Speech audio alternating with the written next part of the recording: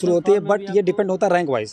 Rank जैसे आपकी rank अच्छी है, ठीक है, तो अप्रोक्स कितना रैंक जैसे मतलब जनरल कवर आप और फैसिलिटीज वगैरह क्या है यहाँ पे? फैसिलिटी सब ठीक है। मेस में अपना 3 टाइम का भोजन है।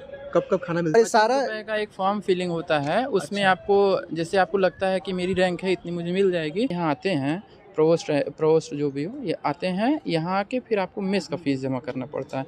मेस का फीस 37,310 रुपये। नमस्कार, स्वागत है आपका डे नाइट स्टडी डीएनएस में।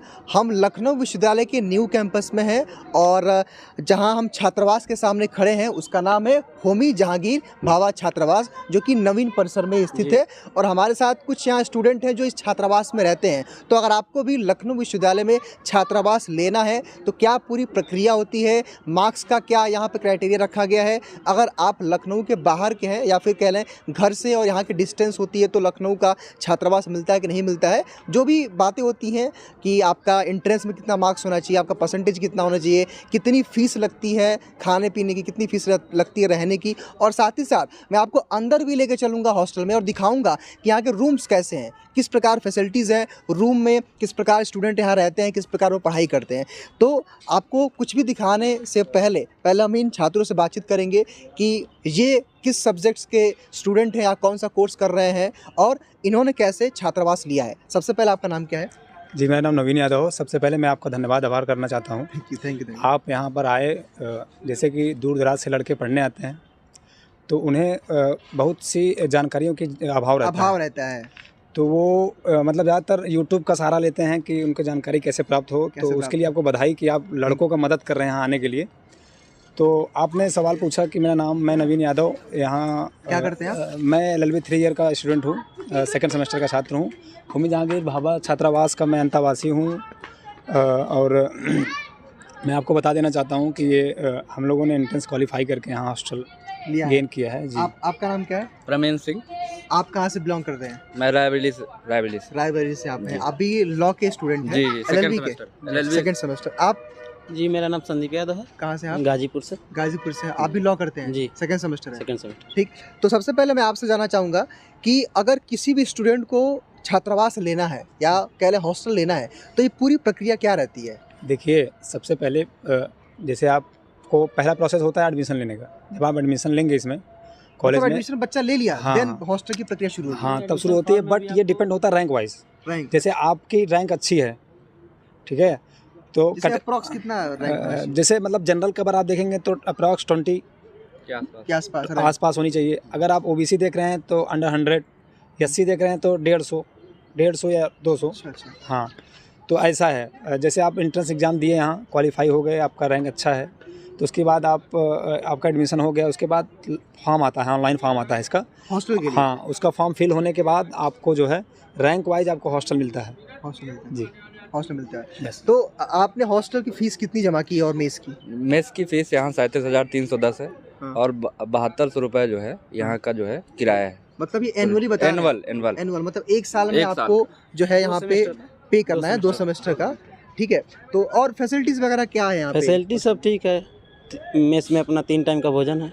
कब कब खाना मिलता है? सुबह 8 से 10, दोपहर में 12 से 3। तो यानी कि सुबह आपको नाश्ता मिलता होगा? हाँ, नाश्ता मिलता है। हाँ, दोपहर फिर 12 से 3 खाना है। अच्छा, फिर शाम को 8 से 10 अपना खाना पीना है। डेली रूटीन के हिसाब से खाना अच्छा, मिलता है। कुछ चाय नाश्ते की व्यवस्था? चाय है शाम को 5 से 6। अच्छा, सुबह भी होगा चाय? सुबह भी चाय है। हाँ, चाय की व्यवस्था नाश्ते में मतलब सब है, चाय भी है और वो जो भी। अच्छा, कोई दिक्कत नहीं है। कोई दिक्कत अच्छा, यहाँ लाइट्स वगैरह की जो सुविधा है कैसी? 24 घंटा है। लाइट में कोई दिक्कत नहीं? कोई दिक्कत नहीं। लाइट में कोई दिक्कत नहीं है। नहीं। अच्छा, जैसे आपने एक बात कहा कि रैंक वाइज अगर रैंक बेहतर रहेगा तभी हॉस्टल मिलेगा। यानी आपने कहा कि कम से कम 20 and 25 के अराउंड रहेगा जनरल के लिए, तो यहाँ पर रैंक मिलेगा। तो मैं एक चीज़ स्पष्ट कर दूँ कि अगर आपको हॉस्टल लेना है तो आपके मार्क्स अच्छे होने चाहिए एंट्रेंस एग्जाम में, तभी आपको हॉस्टल मिलेगा, अदरवाइज जो है प्रॉब्लम होगी।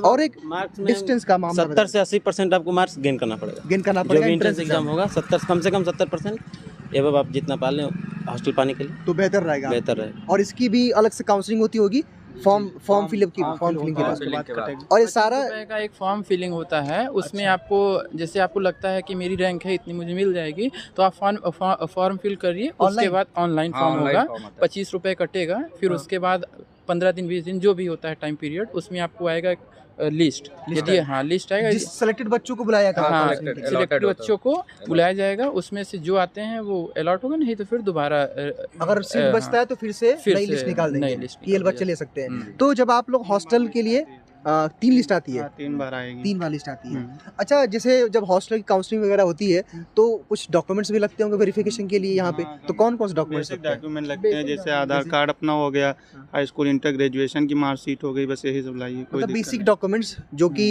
एक तरह से काउंसलिंग के टाइम पे आप लोग यूज करते हैं, वही सारे डॉक्यूमेंट्स। रैंकिंग के लिए एक एफिडेविट बनता है, अच्छा, जो आपको तहसील या जहाँ से आप यहाँ से बनवा सकते हैं।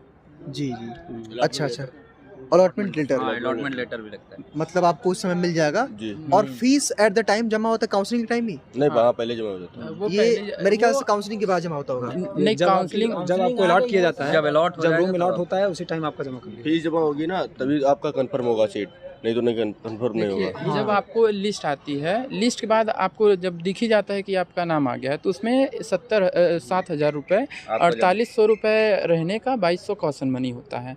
कॉशन मनी के उसके बाद 7,000 के बाद जब आप यहाँ आते हैं, प्रोवोस्ट जो भी हो, ये आते हैं यहाँ आके फिर आपको मेस का फ़ीस जमा करना पड़ता है। मेस का फ़ीस 37,310 रुपये, वो लगभग 10 महीने की होती है। एक तरह से आप सिक्योरिटी मनी की बात कर रहे हैं। सिक्योरिटी में कॉशन मनी जो मैंने बात किया, हाँ, 2200 रिटर्न हो जाएगी। उसमें कुछ इस तरह का रहता है, अगर आप तो फुल हॉस्टल कुछ करते हैं तो पैसे आपसे काट लिए जाते हैं, इस तरह की कुछ जो है यहाँ होगा। अच्छा, और भी हॉस्टल की यहाँ, चूँकि आप लोग तो यहाँ रह रहे हैं, जो नए एस्पिरेंट होंगे जो अलग अलग जो है जिलों से आएंगे, उनके लिए क्या सजेस्ट करेंगे? हॉस्टल लेना चाहिए? हॉस्टल लेना चाहिए, क्योंकि दूर से आप आएंगे, सिलेंडर लाना और सब खाना पानी की सब सामान लाना, तो उन्हें थोड़ा तकलीफ होगी। यहाँ आइए, आराम से रहिए, खाना खाइए। यहाँ पे रहेंगे तो आप केवल पढ़ाई से मतलब रखेंगे, और आपके सीनियर लोग रहेंगे तो वो बहुत हेल्प करेंगे आपकी, कापी किताब प्रोवाइड कराना, और जो पुरानी नोट्स हैं, गाइडेंस होगा, जो भी उनका एक्सपीरियंस होगा।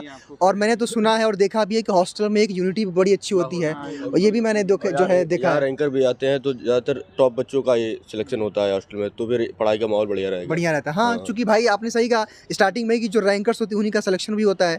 और मैं आपको दिखाना चाहूँगा, एक बार इधर दिखा दिए कि काफ़ी अच्छा इन्वायरमेंट भी, इधर आप खेल कूद भी कर सकते हैं। पूरे कैंपस में आप जो है सुबह टहल भी सकते हैं, वहाँ उधर बड़ा ग्राउंड उधर है, ठीक है। तो अच्छा एक तरह से इन्वायरमेंट है यहाँ की, अगर आप देखें तो टहल घूम सकते हैं। और सुबह वॉकिंग वगैरह आप लोग करते ही होंगे, खेलना कूदना बढ़िया होता होगा। जैसे हॉस्टल मिलेगा आपको तो फैकल्टी नज़दीक पड़ेगी आपको। सबसे बड़ी बात है, हाँ, यहाँ से फैकल्टी एकदम आप जो है वॉकिंग डिस्टेंस पे है, आराम से जाकर के आप क्लास वगैरह कर सकते हैं। तो आप सभी लोग लॉ के स्टूडेंट हैं? LLB या BLLB? LLB 3 इयर्स के आप लोग, सेकेंड सेमेस्टर के।